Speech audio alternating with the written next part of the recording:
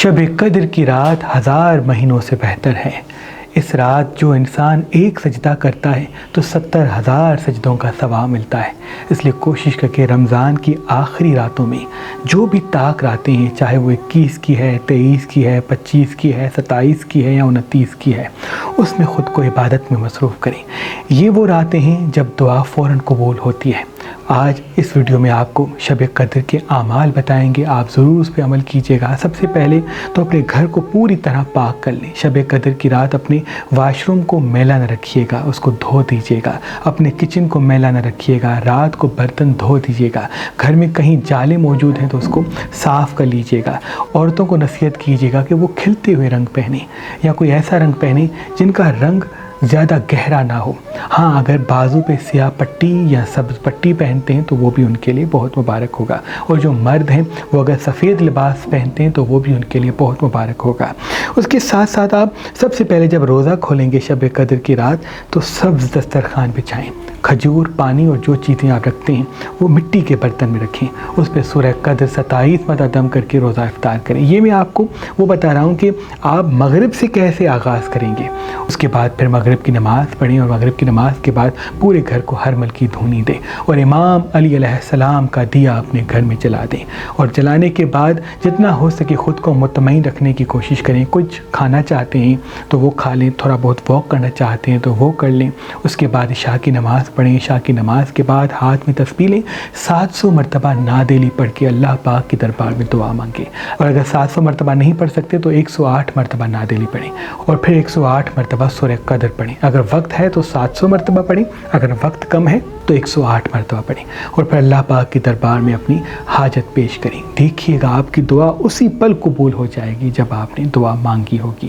ایک نماز شب قدر کی رات پڑھی جاتی ہے، وہ ویسے ہی نماز پڑھی جاتی ہے جیسے فجر کی نماز پڑھی جاتی ہے، لیکن اس میں صرف ایک سورہ کو 70 مرتبہ پڑھا جاتا ہے۔ یعنی پہلی رکعت پڑھیں گے، اس پہلی رکعت میں سورہ حمد کے بعد سورہ قدر پڑھیں گے، اور سورہ قدر کو 70 مرتبہ پڑھیں گے۔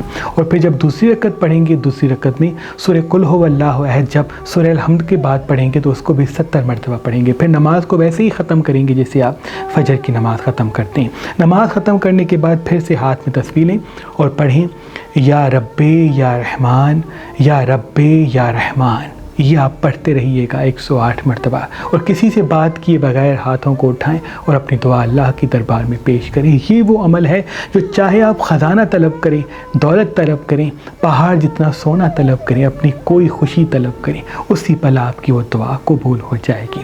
سورہ رحمان شب قدر کی رات پڑھنا بہت مبارک ہے۔ سورہ یاسین شب قدر کی رات پڑھنا یا سننا بہت مبارک ہے۔ سورہ یوسف شب قدر کی رات پڑھنا سننا بہت مبارک ہے۔ وہ جو خوبصورت نہیں ہے وہ سورہ یوسف پڑھیں تو ان کی خوبصورتی میں اضافہ ہوگا۔ برکت نہیں ہے، نعمتیں نہیں ہیں تو سورہ رحمان پڑھیں یا سنیں تو ان کی نعمتوں میں اضافہ ہوگا۔ کاموں میں آسانی نہیں، گھر میں رنجشیں بہت زیادہ ہیں تو سورہ یاسین پڑھیں۔ ان سے جتنے بھی اختلافات ہیں وہ پورے سال آپ سے دور دور رہیں گے۔ نظر، حسد، جادو، تعویذات میں جو انسان مبتلا ہوتے ہیں وہ سرما ہاتھ میں لے لیں اور 108 مرتبہ سورہ فلق، 108 مرتبہ سورہ ناس اس پہ دم کر دیں۔ پھر پورا سال جہاں بھی جائیں اس کا ٹیکہ لگا کے جائیں، کبھی بھی کسی کی نظر آپ کو نہیں لگے گی۔ گلاب پہ خاص عمل کیا جاتا ہے، 108 مرتبہ سورہ قدر گلاب کے پھول پہ یا گلاب کی خوشبو پہ آپ دم کر دیں، اور وہ خوشبو جہاں بھی لگا کے جائیں گے تو ہمیشہ توجہ کا مرکز رہیں گے۔ جتنا ہو سکے شب قدر کی رات خود کو مطمئن رکھیں، غصہ کرنے سے دوری اختیار کریں۔ جتنا مطمئن ہوں گے، جیسی آپ کی سوچ ہوگی، جیسی یہ رات آپ گزاریں گے، آنے والا پورا سال آپ کا ویسا ہی ہوگا۔ اگر کسی کو تکلیف دی ہے تو ان سے معافی مانگ لیجیے گا۔ کوئی روٹھا ہوا رشتہ ہے تو اس کو منا لیجیے گا۔ اگر کوئی گھر میں ناراض ہے تو کوشش کر کے خود پہل کر کے ان سے بات کیجیے گا، تو یقین جانے آپ کی دعاؤں کو پرواز ملے گی۔ بعض مرتبہ ہماری دعائیں اس وجہ سے قبول نہیں ہوتی کہ کہیں نہ کہیں ہمارا رشتہ اللہ کے بندوں سے ٹوٹا ہوا ہے۔ جو انسان اللہ کے بندوں سے رشتہ توڑ دیتا ہے تو اللہ بھی اس انسان سے رشتہ توڑ دیتا ہے۔ تو جتنا ہو سکے عورتوں پہ ظلم نہ کیجیے گا شب قدر کی رات، بچوں کو نہ ڈانٹیے گا، روٹھے ہوئے دوستوں کو منائیے گا۔ کوئی بزرگ ہے، ماں باپ ہیں تو تھوڑا وقت ان کے ساتھ گزاریے گزاریے گا. اس کے بعد اگر یہ آپ اعمال کریں گے آپ کو اندازہ بھی نہیں ہے ایک رات میں اللہ پاک کتنا آپ کو نواز دے گا. کوشش کر کے یہ پوری رات قرآن پاک پڑھنا، مطمئن رہنا، اللہ کی عبادت کرنا انسان کے مقدر کو سنوار دیتا ہے. اور اگر حضور محمد مصطفیٰ صلی اللہ علیہ وآلہ وسلم پر 207 مرتبہ درود پڑھتے ہیں شب قدر کی رات تو وہ غیبی وسیلے سے آپ کے رزق کو فراوانی عطا کرے گا.